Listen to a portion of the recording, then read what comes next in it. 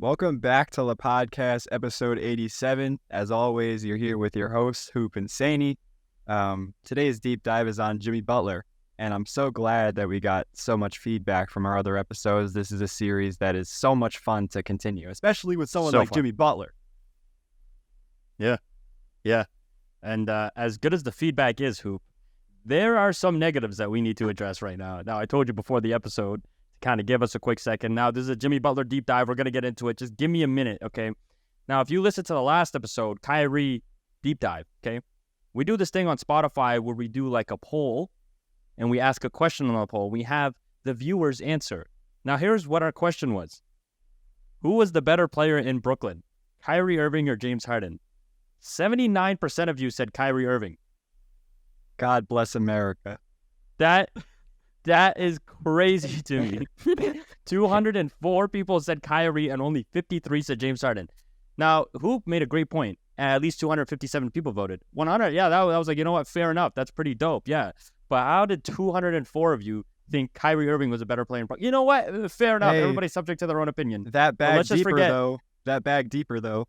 Sure, but, you know, that vaccine needle isn't deep at all. And he wasn't even playing. No, I'm playing. I don't care that he didn't get the vaccine. I'm just joking. I'm just saying he didn't play for like half the time he was there. And James Harden was an MVP caliber player in Brooklyn. We forget that. My point would have been that Harden was playing an MVP level. That's where I was making a joke. I'm not actually. I don't care about the vaccine. Don't think I'm a vaccine merchant here. But anyway, another thing I want to point out, and real quick before we get into the episode, we're going to start right now. We appreciate all the feedback again on Spotify. It gives you this feature to basically give feedback on the episode. Not only have we gotten love, but we've gotten constructive criticism, which we also really appreciate, and we're going to try and implement everything you guys critique for us because we want to get better. But if you could please just leave a little bit of a response. We read them all. They're so dope to read. The comments on YouTube have been awesome to read as well. Make sure to interact. We always have a poll on these episodes now. We're going to have one related to this episode. We usually make them at the end of the episode, so I don't know what the question will be, but it will be related to Jimmy Butler for sure. But we really appreciate everybody who's been interacting with the episodes. It helps us out a lot. And also make sure to give us a rating on Spotify, 5 stars, and Apple Music. Go ahead and subscribe on YouTube, 5 stars. But if we want to just jump in the episode now. You got a little something in your throat there? Yeah. I think I'm coming down with 5 stars. But starting off with the draft again for Jimmy Butler, I think this is our third EP in a row where we're in 2011. We did Kyrie and Kawhi Leonard. That's cool. Yeah. Jimmy was 30. That is, I believe, the lowest we've done so far. Because I think Kawhi was the lowest beforehand. He was 15. Yep. The Bulls were 62 wins in 2011. So they didn't have a great pick. They had the 30th. To put it in comparison to like other guys who were drafted around that zone in the late first, early second, you had guys like Norris Cole, Corey Joseph, Bojan Bogdanovic. So this is not the lottery, Bogdanovic is solid. No, I'm saying he's solid, but as a draft prospect, he looks like an ice cream man. With all due respect, that's just where Jimmy was drafted out of Marquette. He was solid, but not a lottery pick. The comparison to him was actually Luol Deng, which is funny enough since Jimmy was drafted to the Bulls where Luol Deng was there. Tom Thibodeau was obviously a very defensive-oriented coach, and Jimmy Butler, in his scouting report, it was said he had a very high motor. I have it here. I mean, compared to lottery picks, is not as extensive, but it says his strengths here is a well-rounded forward with great qualities for a future role player. Solid athlete with nice overall quickness, great length. Extremely active on both ends of the court. Impressive player in transition. Uses his good strength and body control to finish plays around the rim. That's pretty good aside from the role player part. That's not that bad. I want to slip in real quick that I genuinely thought Norris Cole was going to be a superstar. That was my hot take as like a 6th grader. That was my first ever terrible take of my life, by the way. I want that to. I remember thinking Mario Chalmers is in for a hell of a time when Norris Cole shows up. That was my ideology behind Norris Cole. I don't know why. I think I just cooked up with him on like 2K13, and I was like, that's him. That's the guy. Well, you know how everyone knows the Cleveland and Golden State role players from their finals runs because they were on TV so much. That's what it was with Miami. You had Birdman, you had Shane Battier, Mike Miller, all those dudes were overly rated in 2K because they were in the playoffs all the time. Shout out Norris Cole. Big shouts to Norris Cole. He had the Iman Shumpert cut before Iman Shumpert had it. You know what I'm talking about? The flat top. The flat top. He was the OG flat top guy. People forget that. He's the OG. That looked like the eraser on a pencil. You know what I'm talking about?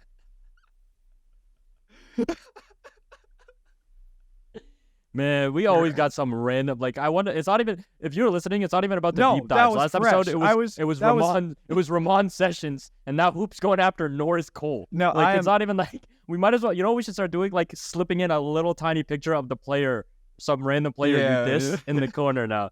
So you're gonna see a little picture of Norris Cole. Can I please say an Iman Shumpert? So I know we're getting so off track. Yeah, we always do. It's okay. I was a sixth grader, and at my school they did a fitness competition ran by someone outside of the school, and born and raised in New York. The prize was tickets to a Knicks game. I won them. I went to the game. They put me on center court to receive that big trophy right there. If you see it on YouTube, it's right there.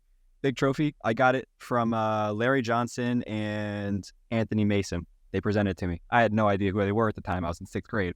But I saw Iman Shumpert there. This was the time where Melo, Stat, they were all in New York. They weren't playing because it was the last game of the season. They were load managing or injured, whatever. JR dropped 30.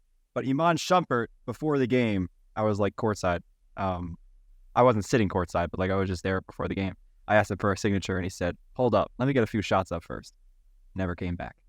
I still love you though. I still love him though. Wow. That hurt though. That hurt though. Wow. And you know what? I feel he genuinely just forgot. I think he genuinely forgot. Well, you know what's crazier is he went to sign another kid's ball. Wow. Right after. Oh, that was crazy. That's crazy. But shout out. Get back to before the tears start flowing. Let's get back to Jimmy Butler. So I have nothing else to say about the draft. But the Bulls, when Jimmy arrived, were in no need of a rookie. They won 62 with MVP Derrick Rose the year before, and they're going into the next year with the same championship aspirations. It was a lockout year, so their record was 50-16, as opposed to playing the full 82. They were the first seed. Derrick Rose only played 39 games. He battled with injuries throughout the season, which isn't really talked about. It's the fact that in the first, I guess I should mention Jimmy. He is just in the background at this point. He played 42 games, all off the bench, no real contributions. He was 2 points a game, something like that. No low minutes, nothing. So I'm really just talking about the Bulls to give you guys context. Average 8 minutes, I believe. Yeah, something like that. When Derrick was in the game, for some reason, up 12 in the game one against the 8th-seeded Sixers. This is the Iguodala, Lou Will, Evan Turner, that team. He tore his ACL with 1:20 left in the fourth. The Bulls were up by 12. Shout out Tom Thibodeau. But I will say this. I didn't realize that season he only played 39 games. I do have the injury history with D. Rose, where in that season he had sprained his big left toe twice. He strained his lower back. He had a groin injury. He sprained his right ankle, and then he was out with a foot injury a week before the torn ACL. So there was a lot of things he was getting banged up for. That was probably, still a lot to do with the decision-making of the head coach. But needless to say, that's why the Bulls kind of fell apart that year. They were playing I didn't know all those injuries. Me neither. That's cool to know. That's cool to know. So that season, he didn't average what's expected to of a previous finals or MVP. But that's what happened with the playoffs. They were still the first seed. They were on track to really give a challenge to the Miami Heat. But they ended up losing in 6 to the 76ers because they just had no one on the court. Shout out Luol Deng, Carlos Boozer, Joakim Noah. But ain't no offense coming from that bunch, bro. Ain't no offense coming from that bunch. If Joakim Noah's pulling up on you, you're good. Go get the board. I'm playing. That's so deep. That's so disrespectful. We all saw that video of that jumper he took on the Knicks, though. Man, how you be in the NBA doing stuff like that, bro? Second year. Jimmy Butler is now starting a couple games at the end of the year. He played all 82. Because Derrick Rose is out for this season, it said he could have been cleared in March, which I didn't realize there was negative media around him when he didn't return in March, but he was basically saying, I need full time to recover, which is the right thing to do. I don't know why people were pushing him. The Bulls signed Kirk Heinrich for that year, Captain Kirk, someone who's been with the Bulls for a while but was gone for a bit. Now he's back in his early 30s. They also signed Nate Robinson, who was a Bulls legend for the 2013 season. They still got Carlos Boozer, Luol Deng, Joakim Noah. They had Richard Hamilton, Marco Bellinelli, Taj Gibson, and Kyle Korver just left. So that kind of opened up a sliver of a spot for Jimmy Butler, who was a shooting guard at the time, listed at shooting guard. So he played off the bench, played really well. This was a full season. This was not the lockout. So the Bulls went 45-37 without Derrick Rose at all. And Jimmy Butler, by the end of the year, became a regular starter due to other injury issues. He was starting over Bellinelli for that 2 spot. And he was playing alongside Luol Deng. So as an offense, this would never work today. But they had Heinrich, Butler, Deng, Boozer, and Joakim Noah. So 2, right? Maybe 3 not hearing that lineup. Just hearing that lineup just shows me how far the NBA has come in 10 years. It screams 2012. That actually screams Michael Jordan on a 2K cover. You know what I mean? Like, yeah. But going into those playoffs, because they were still a playoff team without Derrick Rose, because they were an incredible defense. The playoff lineup was Heinrich, Butler, Deng, Boozer, Noah. And in the first round, the Bulls were the 5th seed. They beat the 4th-seeded Nets in 7. The Nets at the time had Darren Williams, Joe Johnson, young Brook Lopez. In Game 4, I got to explain this because Jimmy played well during the playoffs, but the Bulls have a crazy injury history in this time. In Game 4, the Bulls go up 3-1 after winning 142-134 in triple overtime.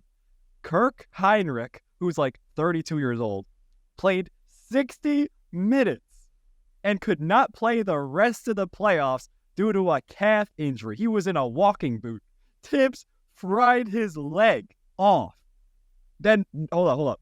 The next game, after Game 5, Luol Deng is out for the playoffs because he had flu-like symptoms and had a spinal tap procedure done at a hospital, which not only went a little wrong, his life was literally put in danger. I read. I'm not going to go into it because I was too lazy to learn what a spinal tap is. This isn't a Luol Deng deep dive, but shout out to Luol Deng for surviving. Shout out Luol Deng. But that playoff run, they had beaten the Nets in 7 eventually without Heinrich and Deng, 2 starters, when they were already down Derrick Rose.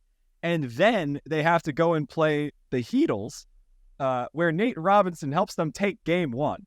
And Jimmy Butler played all 48 minutes Game 1. This was bro, Chicago must have been it should have been really stressful and painful, but it would have been fun to be a Chicago fan at that time because everyone was just stepping up. You got a 32-year-old Heinrich playing one leg at 60 minutes a game.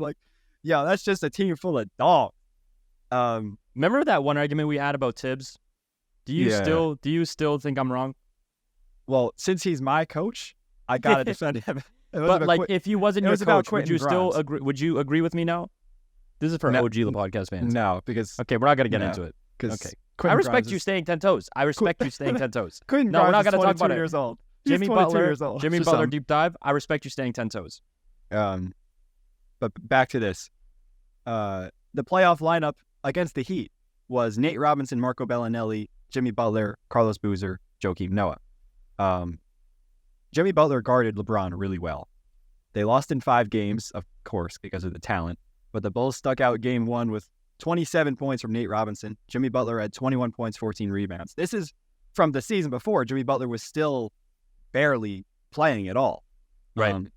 And he really grabbed the starting spot late in the season and then kept it throughout the playoffs. He started every game in the playoffs, healthy or not. And throughout those 2013 playoffs, Jimmy ended up averaging 13, 5, and 3, a steal, really good defense. On 43, 40, 81. He took 3 3-pointers a game, which I was a little surprised by because the Bulls needed as much spacing as they could get. So I think he was just chucking them up. But going into that third year, this is the last year before we get into kind of the rise to stardom. Jimmy Butler, I mean, he took off a lot slower compared to other guys, and there's going to be more background to this third year that Sainey is going to go into. But Derrick Rose only plays 10 games. He comes in the beginning of the season healthy, but he tore his meniscus against the Blazers on November 22nd. So Captain Kirk is playing heavy minutes starting again. Tibbs loves him. He was a really good defender. They also brought Kirk in... is a G, bro. I love Kirk. Kirk is a dog. Like, he can play today too because he can really them goggles, shoot it. bro. Wow. Yeah. You don't know about if you don't know about Kirk Heinrich, go educate Captain yourself. Kirk. The Bulls also brought in Mike Dunleavy to play alongside Jimmy Butler. Butler was once again the shooting guard, and then the two bigs, Boozer and Noah. Luol Deng was also still there for 23 games until he was traded to the Cavaliers. It says, I was really young when this happened, and I did not figure out what actually happened. The article I saw said they traded for Andrew Bynum. He never played a game I think he probably just got released because that was when Bynum was just like trash. It was only 2 years after. Injured. Yeah, I know. He got like injured 2 years after his All-Star. He had the quickest fall off like ever. Yeah. Bynum had one of the quickest fall offs I've ever seen from a player. So it was really just a dump, even though Deng was really good. They also brought in Tony Snell. Taj Gibson was still there. They had TJ Augustine, and they lost Nate Robinson. Despite that, this year, the Bulls are still 48-34 because their defense is just otherworldly. They have the second worst offense, though. That's Joakim's Defensive Player of the Year season, right? Yeah, 2014. 2014, Joakim won the DPOY. But Butler starts all his 67 games that he played, so he really kept that role. Although his production really went down. He averaged 13-5 on poor efficiency, but he was a great defender, so that's why Tibbs played him. Plus, the Bulls didn't really have great depth. Their record, they played well above their record, well above their talent, I should say. In the playoffs, the 4-seeded Bulls lost to the 5th-seeded Wizards. This was like early John Wall, Brad Beal, Nene, Trevor Ariza, and him got in a fight. Nene and Butler got in a fight. Yep. They lost that in 5. Butler once again averaged 13-5 on bad efficiency, but he was at this point like a really good defender. Yeah. And then the last thing I have here is in the 2014 offseason, the Bulls add Pau Gasol, lose Carlos Boozer, it was basically a swap, and Derrick Rose is ready to play opening night. Last thing before we go on to this rise to stardom thing, Pau Gasol is one of the most underrated players of all time. Baller. I was looking into his career a little too with the Bulls trade. Wow, he is insane. We got to do a deep dive on Pau. Because it's interesting, because I was looking into Pau during it's funny how he was on like these Bulls, these Jimmy Butler Bulls, and the Spurs, because I feel like they didn't get a ton of media coverage. It was all about the Heat and the Cavs and the Warriors. Of course, yeah. He was a hooping. He was hooping good on the Spurs too. He was an all-star in Chicago. I didn't realize. Well, he's a 2-time all-star in Chicago. I didn't realize he was hooping like an old, like balling as an old man. He's great. San Antonio. No, he's great. He's really good. And one thing I do want to mention before I kind of start this rise to stardom, and something that I honestly like just sparked a memory in my head, is when you brought up how good of a defender he was, where he defended LeBron that whole series in 2013. There used to be this thing back in the day where they would make lists of the best LeBron stoppers in the league. Especially like these lists were like crazy in his Miami days. So it would be like the top 5 players that guard LeBron, and Jimmy Butler would always be on that list in his first 3 seasons. So even before Jimmy was known to be the Jimmy we know now, he was literally known as the guy that you put on LeBron James. Do you know who else was on that list? Just out of curiosity. I think PG was there. PG was there. It was Jimmy Butler, PG. Man, I'm blanking. I remember PG and Jimmy so well because I remember that's how I got on Jimmy Butler when they would call him the LeBron stopper. He was like known as like, okay, if you want to guard LeBron James, you put Jimmy Butler on him. Do you have like Kawhi, or was that too early? I can't remember. I'd have to look into that list. I wish we had this conversation beforehand so I could look up that list. Yeah. But yeah, man, Jimmy was known as that guy. I can look it up while you're doing this. Look up like 2013 best LeBron stoppers. Yeah. And Jimmy Butler will be there. That is such glazing on LeBron. Yeah, no, they used to like, bro, like that was that was when LeBron was like LeBron, you know what I mean? Like nobody was averaging 28 back then but KD and LeBron. You know what I mean? So it's just always like, who's the best player to put on LeBron James? Yeah, so I mean, the last thing I'll say, just to leave this off, I know I've been talking about the Bulls a lot and like Kirk Heinrich being a superhero. Well, you have to. It's really like Jimmy through his first 3 seasons was lined up to be maybe like a lesser Luol Deng, someone that was projected to be a career role player, maybe a really play good your role one, and that's it.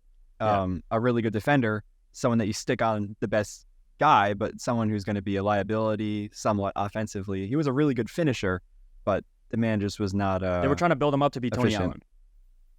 Yeah, I guess so. That's a great comparison. Tony Allen. They wanted Jimmy to be their Tony Allen, but Until the offseason. until the offseason. Now, Jimmy Butler's true rise to stardom came in his 4th season in the league. Obviously, Hoop just went through the first 3. And through his first 3 seasons, Butler seemed to turn into what analysts believed would be the best possible case for the 30th pick in the draft. And that's, of course, just a solid starter that can provide decent scoring and defend at an elite level, but never play up to an all-star level. One thing Jimmy did show through his first 3 seasons, which should have foreshadowed his potential to the media, is the ability to significantly improve as each season ended, being trusted with a bigger role, and not only being trusted, but showing that he was capable of living up to the role placed on him at any point. Heading into his 4th season, and this is the most Jimmy Butler thing I've ever heard in my life, and this is the first time where I'm like, of course, at the time you would think like this guy is like, okay, this guy's about it. But now I'm not even surprised. I wasn't surprised going back to read this because I just thought, okay, that is the most Jimmy Butler thing I've ever read in my life. It was reported that Jimmy Butler went the whole summer after his third season without cable or internet so that he would train more. Butler and his friends rented a house for the summer so that they could spend time together, but he says they purposely chose to not furnish it. And Butler stated, and I quote, "I wanted to be so good at the game that we didn't have cable. We didn't have the internet." He called it the internet. "Whenever we got bored, all we would do is go to the gym. We'd eat, sleep, and go to the gym. We'd go 3 times a day because we didn't have anything else to do. We were sitting on the couch, looking at each other, saying, what the hell are we going to do all day?" Butler also... What? I want to know who was in the house with Jimmy, what they turned into. Why are they not on NBA rosters? Yeah. Why are they not on NBA rosters? That's a great question. Butler heading into that season also dropped 12 pounds. As he stated the season before, his 3rd season, he wasn't physically fit and he felt heavier, which caused him to be sluggish when moving. And you can kind of see that in his stats. He was much less efficient. His scoring went up, but that's only because his role went up. I think he shot below 40% for that season. Terrible. It should also be noted that before his 4th season, which is obviously his rise to stardom, Butler rejected a 4-year, $40 million extension from the Bulls. So he purposely put himself in a position to have a prove-them season. Butler, in the first month of this 4th season, was named the East Player of the Month, immediately showing the league the work he put in the offseason, averaging 21.9 points per game for the stretch, which ranked 9th in the NBA at the time, scoring-wise. And he led the Bulls to an 11-6 record, putting them first in the Central Division at the time. Butler would continue this high level of play in this 4th season, which led him to being selected to his first All-Star appearance, which was expected by the media and came to nobody's surprise, with articles saying that Butler should be making his first All-Star appearance as early as December of that season, due to him being able to play at such a high level on both offense and defense.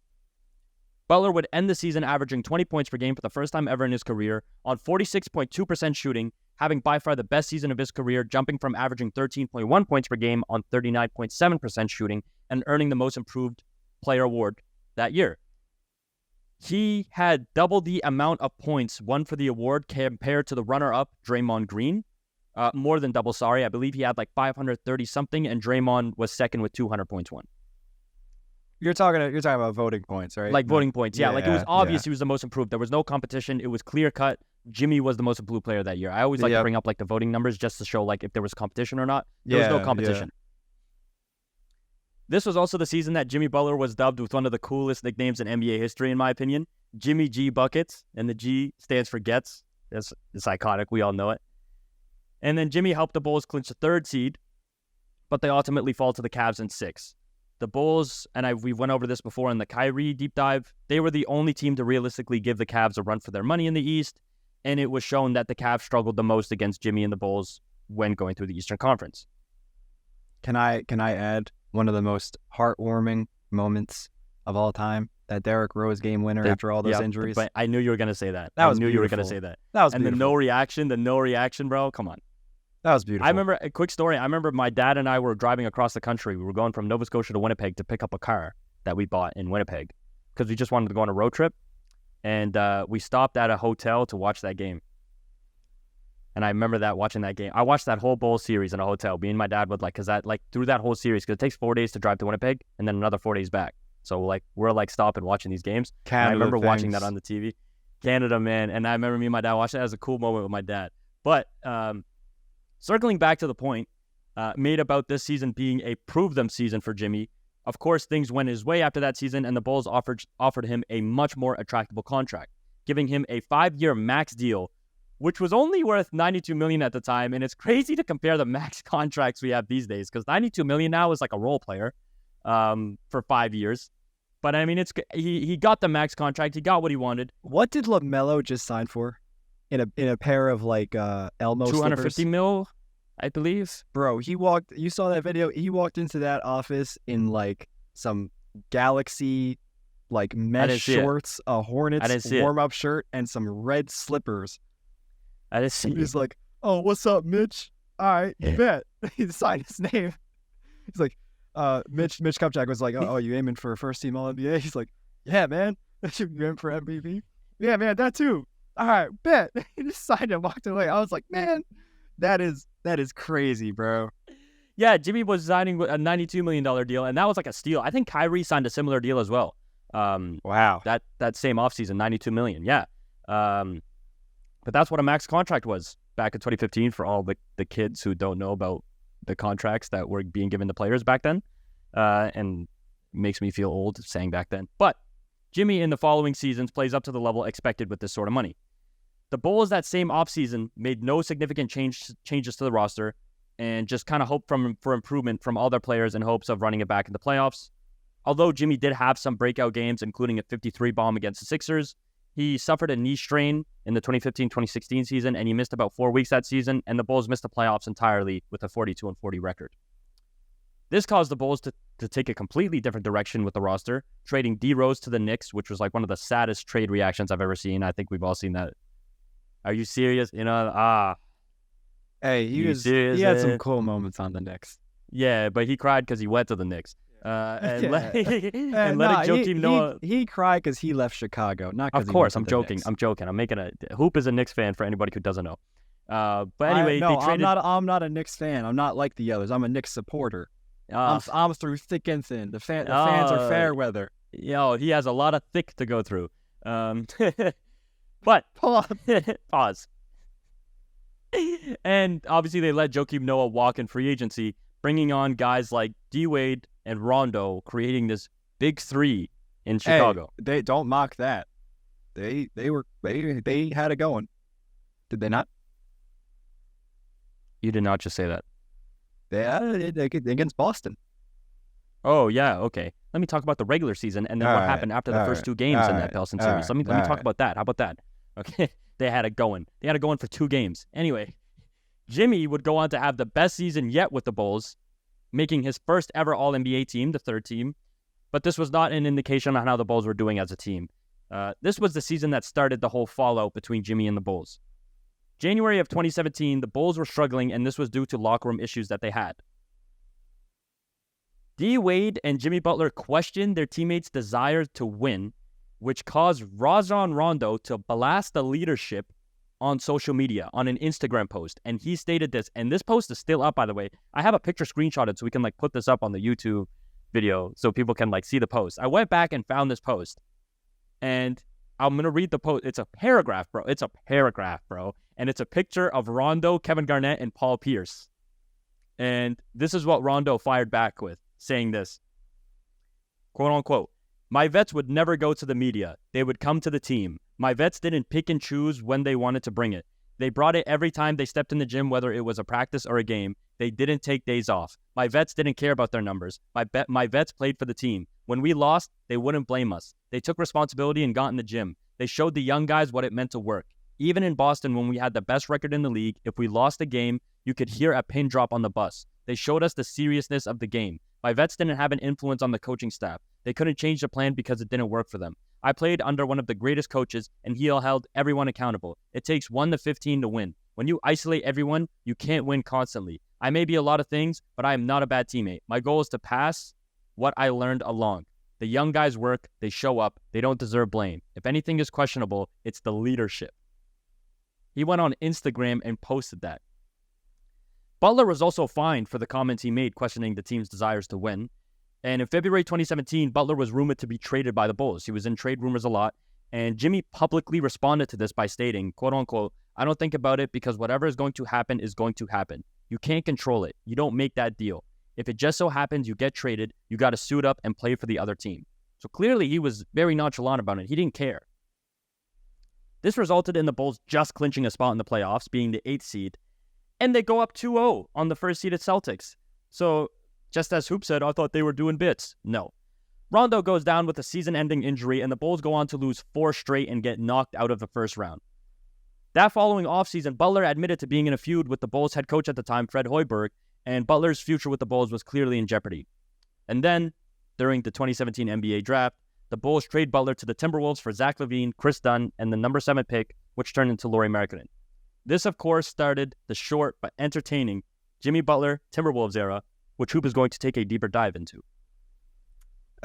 Before I do that, I did pull up the top 5 LeBron stoppers. This first one here, it says, I'm confused. It says Dennis Rodman, number 1. So I think this is hypothetical. But But then it says, continue reading this article and more from top writers for only $9.99 a month. So I have nothing else for that one. But I found this other one from 2018 where it says Jimmy Butler is 5. It says 5 players who dominated LeBron James one-on-one, for whatever that means. I could go dive deeper on dominated Reddit LeBron later. means held him to 25 points a game. So it says Jimmy Butler number 5. It says Andre Iguodala number 4. What? Like you said. It says Kevin Durant number 3. It says Tony Parker number 2. And it says Kawhi Leonard number 1. Tony Parker is a fair name to put on that list. That boy was giving them heat, man. He was giving them buckets. Bro, you don't remember that fallen one-legged floater? Yeah, he's got to sneak JJ Barea on that list at that point then. Yeah. Imagine it's just JJ Barea. No, shout out JJ Barea. Bucket. Why don't we jump into Timberwolves, though? Yeah, so here to Minnesota. It's important to note that the Fred Hoiberg coaching change happened the last season of his Bulls tenure, 2017. Tibbs went over to Minnesota. And before Jimmy got there in 2017, the Wolves had 3 21-year-olds. They had Zach LaVine, they had Andrew Wiggins, they had Karl Anthony Towns. They had like Ricky Rubio, who was 26, 27. And the Timberwolves, not the Bulls. My fault, the Timberwolves. This is what I'm talking about. This is like the first year Tibbs was there. They had Rubio, LaVine, Wiggins, Cat, and Gorgie Dang. Gorgie Jang. Gorgie Dang. Gorgie Diang. Bro. How do you say his name? Gorgie Dang, I think. Gorgie Dang. However, after that season, the roster completely flipped because they had some promising young talent. I forgot exactly what Wiggins was averaging, but it was above 20. I think it was maybe like 22 a game. And Cat was obviously very promising as well. So in the 2018 offseason, they flipped the lineup to acquire Jeff Teague. They send off Rubio for like a first-round pick. Andrew Wiggins is still on the team. They trade for Jimmy Butler, which Sainey said before. They add Taj Gibson, Karl Anthony Towns, and they have Jamal Crawford coming off the bench. They also traded for Derrick Rose at the very end of the season, who played 9 games in the regular season and played the playoffs. But it's so funny how that core of, Gibson and Rose did it with Tibbs in New York too. But like they all just followed Tibbs, which was hilarious.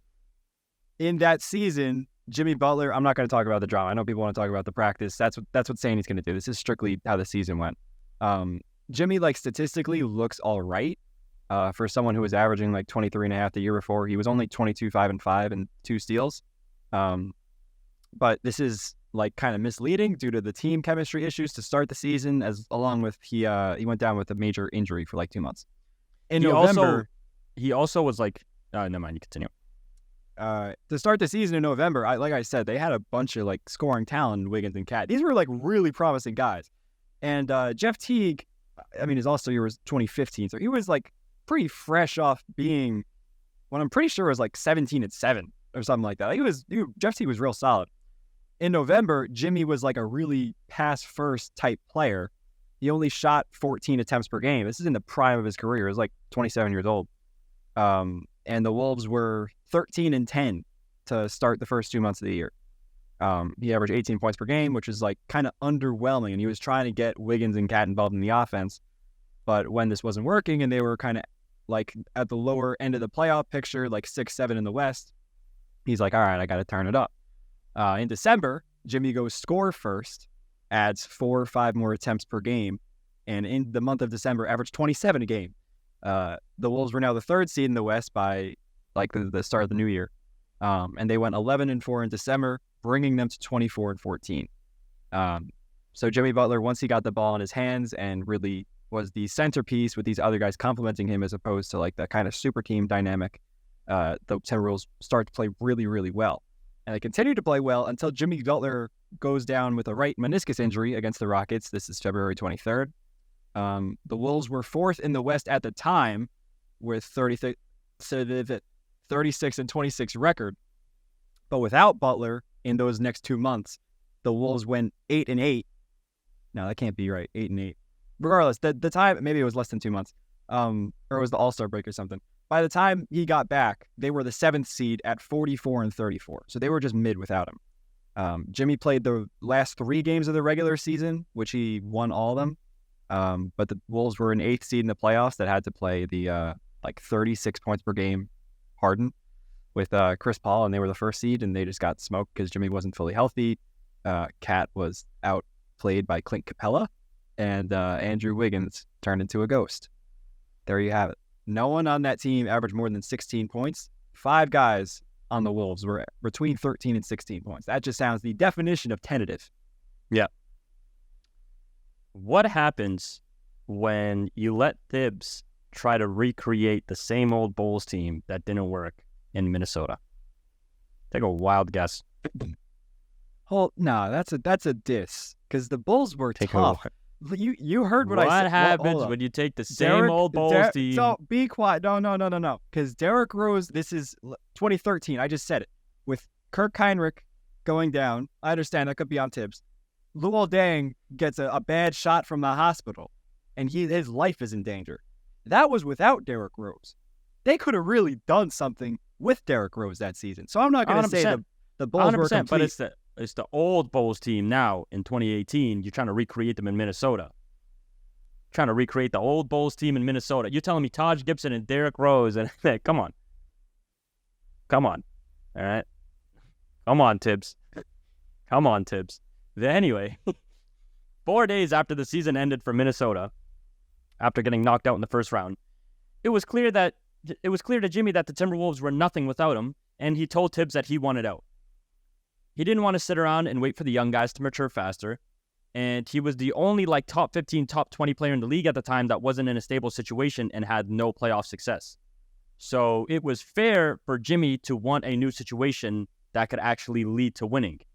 The team, the Timberwolves, were a mix of a bunch of guys not on the same page, with dudes like Jimmy who were win now and to get it motivated to get it done at any cost, to guys like Cat and Wiggins who were seen as much more laid back. It was clear that Wiggins and Cat weren't on the same page as Jimmy, and he even took a sneak jab at both of their work ethics and he's done this multiple times, but one specific example is in a post-game interview after Game 4 versus the Rockets, stating, quote unquote, I put so much into this game, and I only play to win. I don't play for any individual stats or accolades, and at times I get lost in how everybody is not the same way I'm built. If you know Jimmy Butler, you know about the infamous event that took place on October 10th, 2018, when Jimmy Butler pulled up to the Wolves practice. Hold on. I got to sneak in something before, because during the season, I don't know if you were going to say this eventually, when he went down with that injury, Jimmy, with the right meniscus thing, when he was getting treated, he walked out back to the tunnel to call Cat a pussycat. Like, it's a official report. No, yeah. So you're talking about sneak jabs. Like, he was like, nah. Like, he just didn't care. Yeah, he would say stuff. Like, he hated. Like, it was obvious that him and Cat and Wiggins were not meshing well together. And fair enough. When you're that talented and you're not putting in that much effort to win, I would be pissed too if I'm Jimmy Butler. And he was upset because they have so much raw talent. Bro, Andrew Wiggins is compared to Kobe. Cat at one point. Cat is not the greatest shooter of all time, but he has the tools to be the greatest shooter of all time.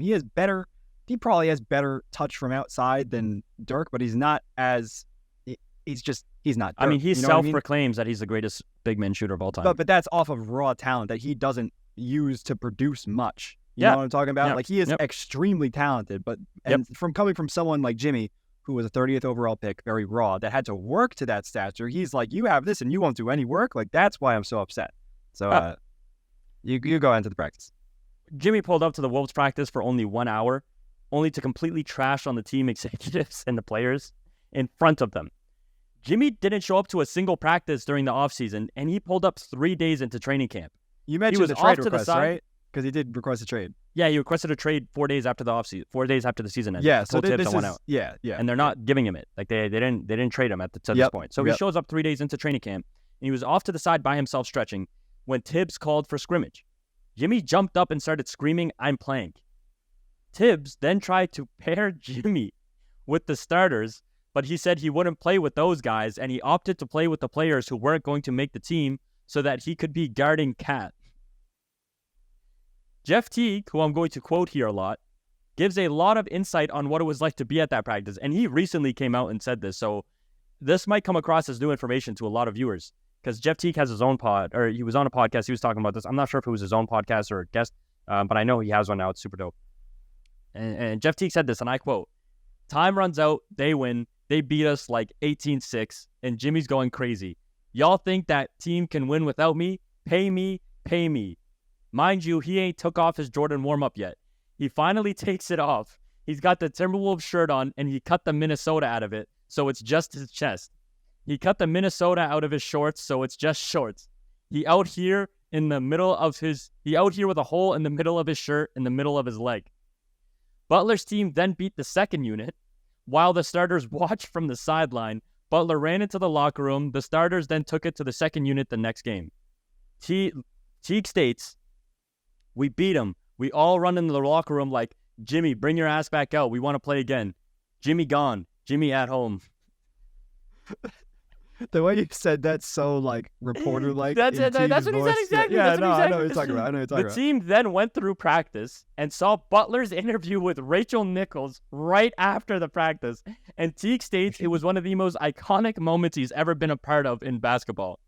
In the interview with Nichols, am I saying her name right? Rachel Nichols, right? Rachel Nichols.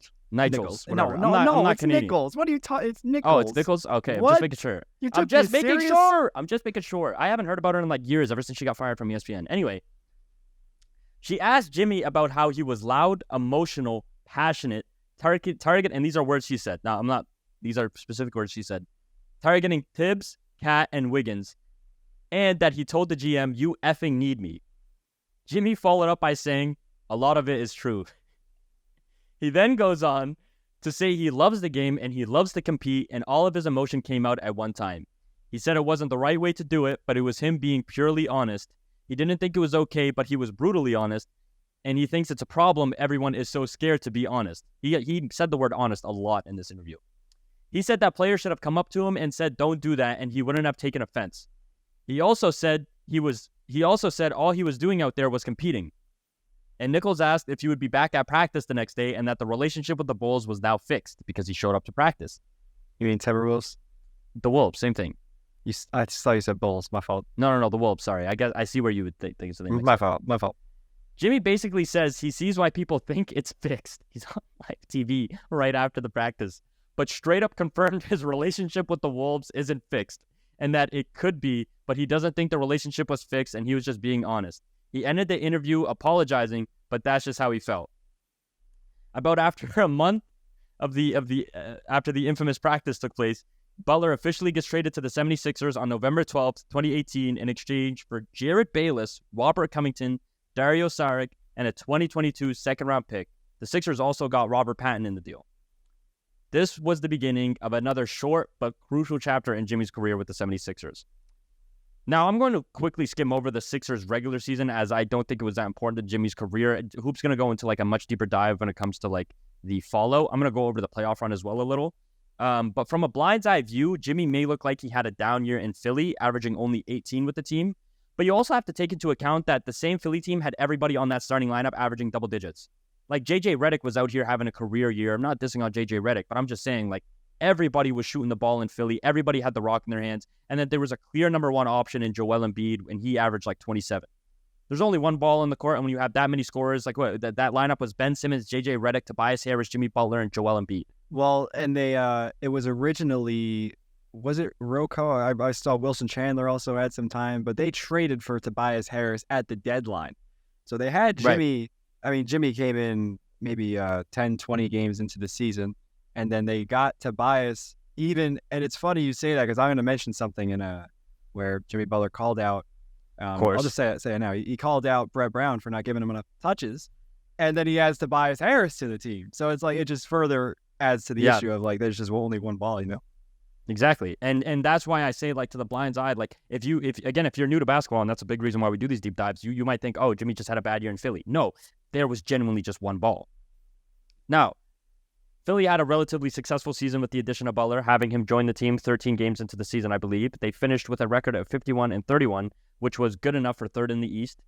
Had their way with the Nets in the first round, beating them in 5. We all know the infamous Jared Dudley, Ben Simmons beef. And they ultimately lose in 7 to the Raptors, which had the infamous Kawhi shot.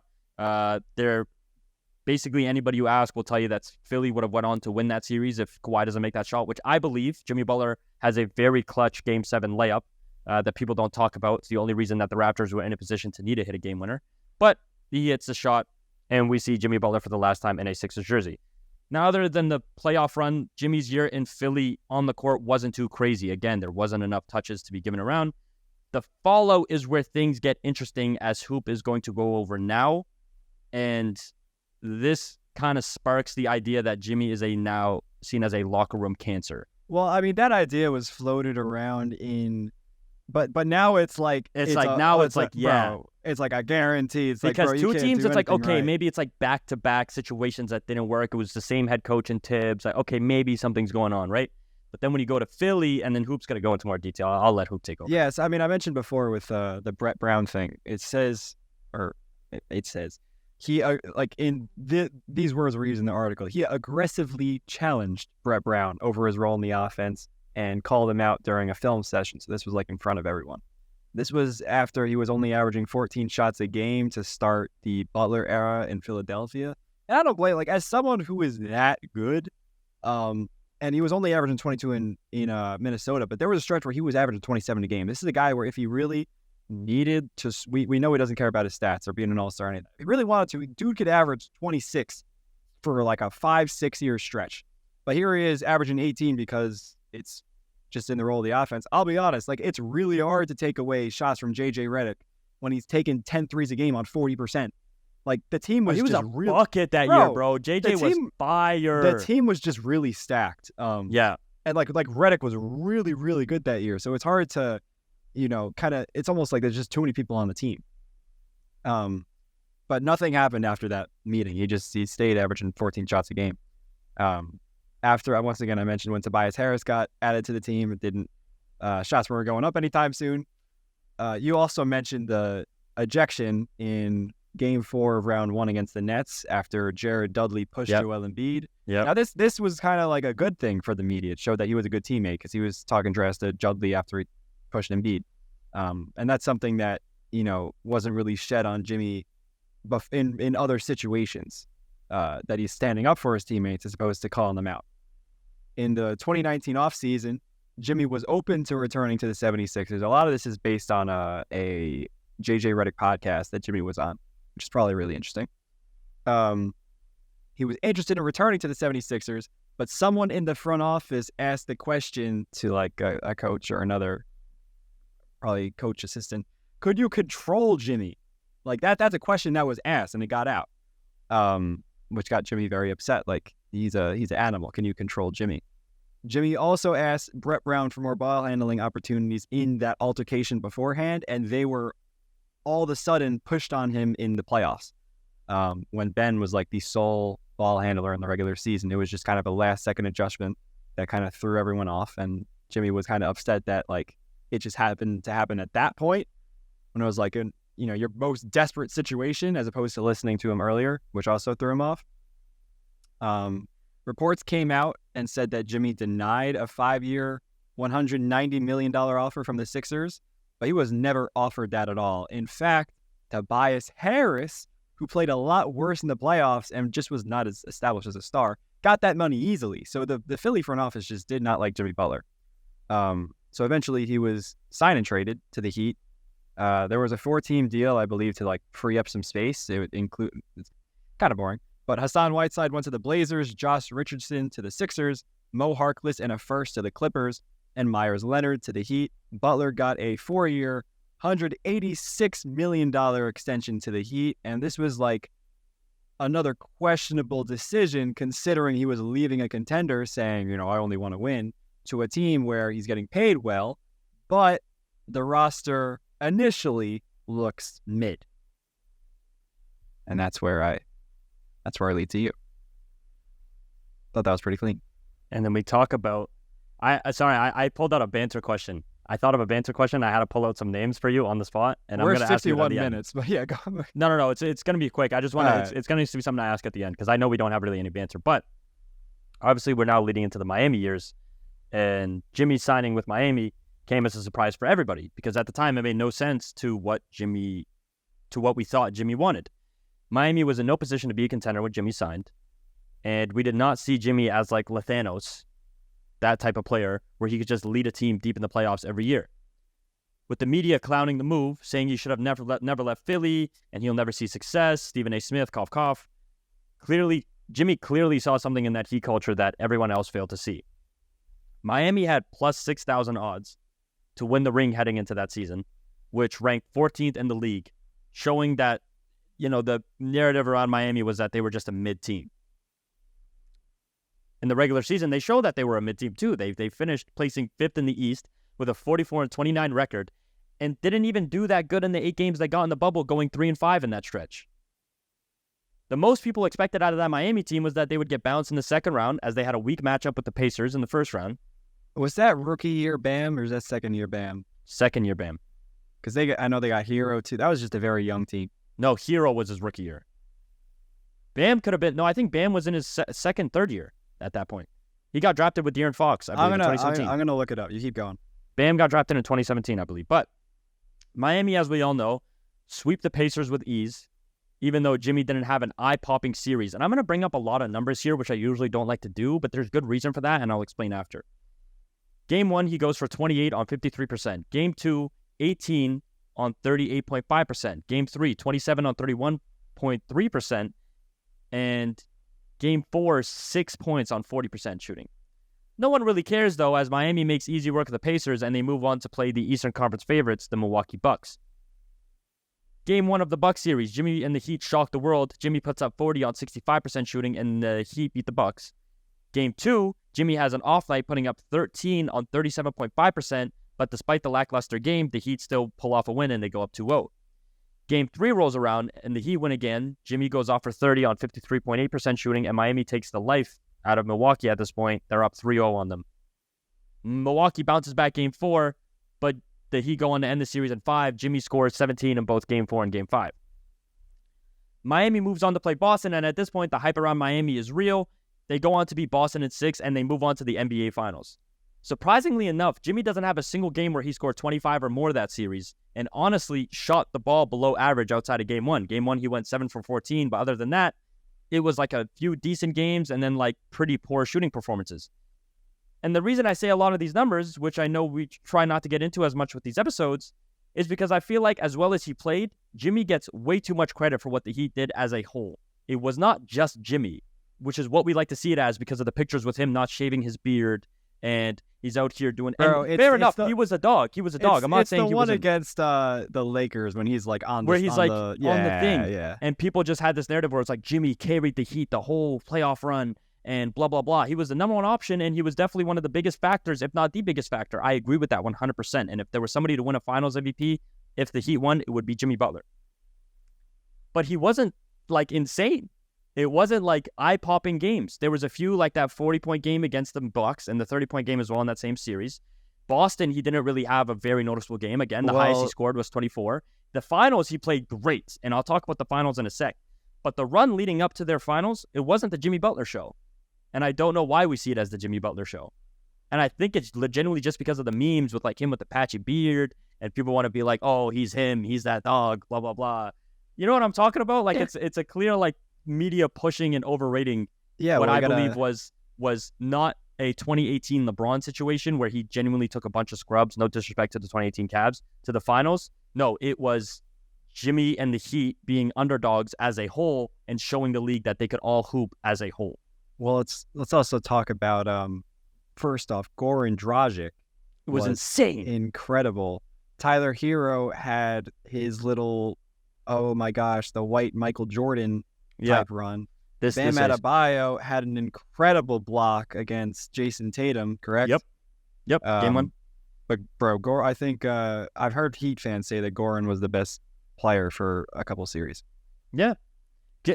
Boston series is a great one to look at. And the Pacers one even. Bro, he had 6 in game 4. He had 6 points. We got to be objective. Sorry, Jimmy. Yeah. No. And again, I said Jimmy was the best player on that team for sure as a whole. Yeah. But it was the Heat. It wasn't Jimmy. It was the Heat. In terms of outplaying yourself, like a bunch of other Heat players outplayed themselves as opposed to Jimmy. And it's the same idea as this series too. Yeah. And I feel like we tend to have that same idea with the Heat. When they do good, we only look at Jimmy. But Jimmy in his first season with the Heat, he takes him to the NBA Finals, where he played the best series he played that whole playoff run. He was insane that finals run. I'll give him that. He really did, because that was when Dragic got injured, Bam got injured, right? Ultimately, he came up short against LePodcast, LeBron James, and the Lakers.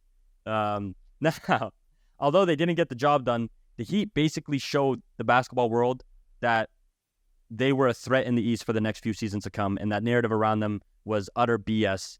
They were a contending basketball team, and if anything, I still believe that they're like a Damian Lillard piece away from being like a finals win. I think that the Heat have a lot to offer. I really like them, and this is going to lead to my first banner question, which is coming late. I know we're 57 minutes in, but obviously the 2011 draft had a lot of big names, and I'm going to name off the top 3 names outside of Jimmy Butler, and I want you to tell me who you're taking Jimmy Butler over. So this is kind of give us an idea, because everybody else outside of it is like Tobias Harris and stuff. Clearly, you're taking Jimmy over Tobias and like Vucevic, right? Tobias Harris over me? Yeah, like I'm not even gonna mention Tobias Harris over me. But we're gonna name these 3 names, and I'm gonna go in order of least to best, in my opinion. And you tell me who you take Jimmy over. Klay Thompson. Oh, just off the spot? Yep. Yeah, you take Jimmy over Klay. Kyrie. We're saying in the draft situation. We're saying, yeah, you don't know that Kyrie's going to bring the problems. Basketball player. You want to win.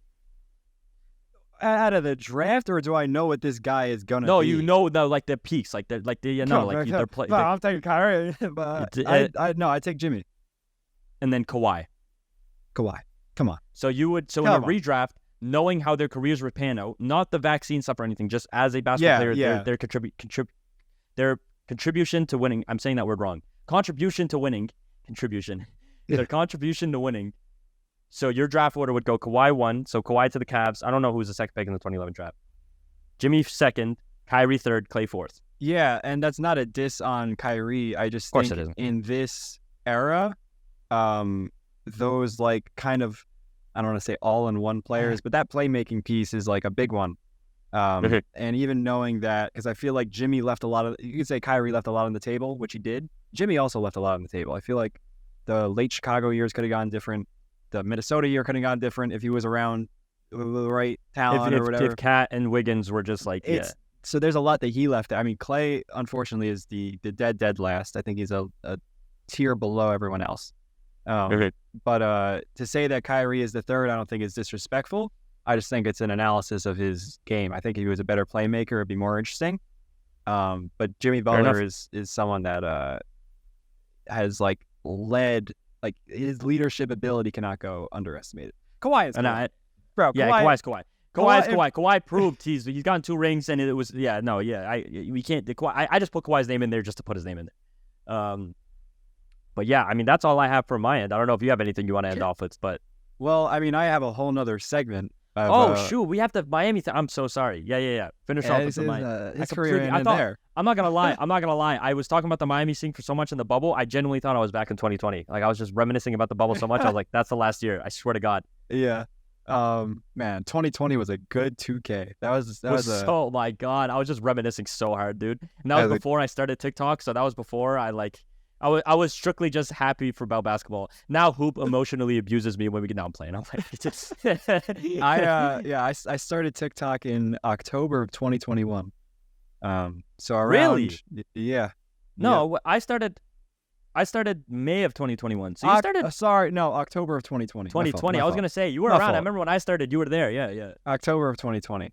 So I was like the last thing because the 2020 finals went late. I was like the last thing I was covering was the last finals when Danny Green or LeBron passed out of a shot to Danny Green. I remember that was one of my first videos. Yeah. But going into like the next 2 years, I have it titled as ups and downs. The Heat lost Dragic. I forget why, but I was really upset because he was like literally 20 a game in the bubble, in the playoffs. He went to the Nets, I believe. Yeah. Oh, that 3-guard lineup with Steve Nash. But in 2021, the Heat kind of got titled as the Bubble Guppies for a good reason. I mean, they were 40-32, a 6th seed.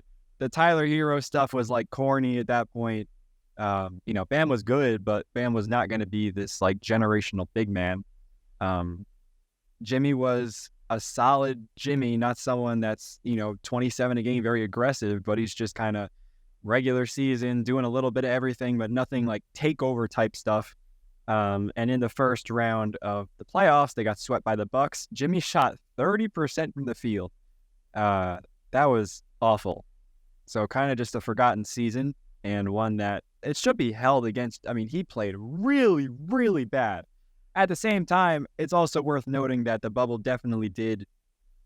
It's not a fake ring because everyone played under the same circumstances. But to say that Hero and other players like Duncan Robinson or whoever is hot in that stretch is supposed to be as good the next season, there's definitely some like sophomore slump to that. Because when you're that hot, it's hard to stay that hot when people can adjust to you.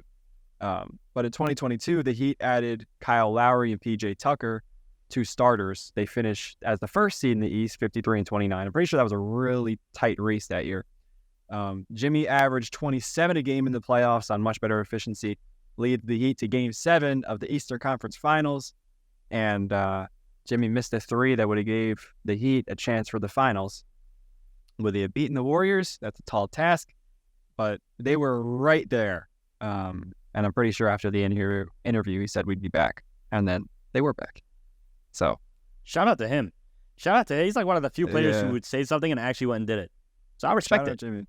When the odds were against them too, I'm gonna remember. I mean, I swear that this was a horrible NBA Finals, but the fact that I remember watching the play-in against the Hawks, I believe, where they lost like convincingly. Yeah, and there bro. was like, oh yeah, man, bro.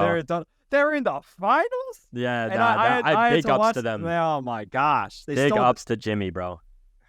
I was getting really excited when Milwaukee lost, and I saw that the Knicks had a favorable matchup compared to Milwaukee, and they took our spot in the Eastern Conference Finals. That was our spot.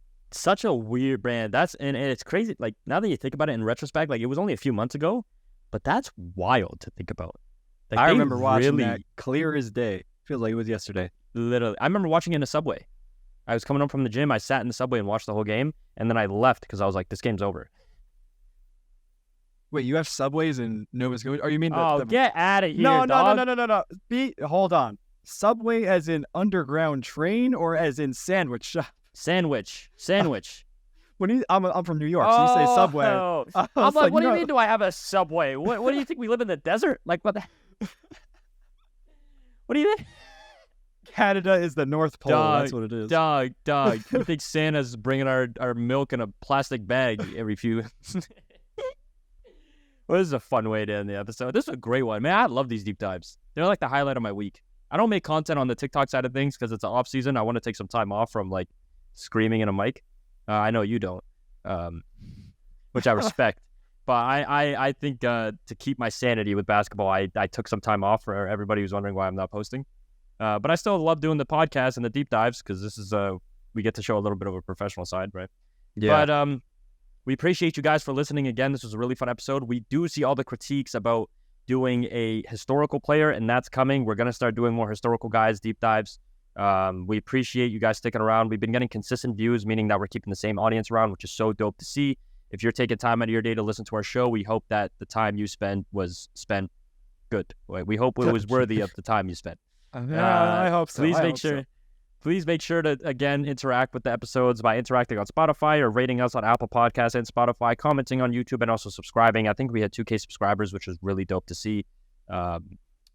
It just hit 2K, so I don't know if somebody unsubbed. I'd have to go check, but which is why I'm saying it, I think.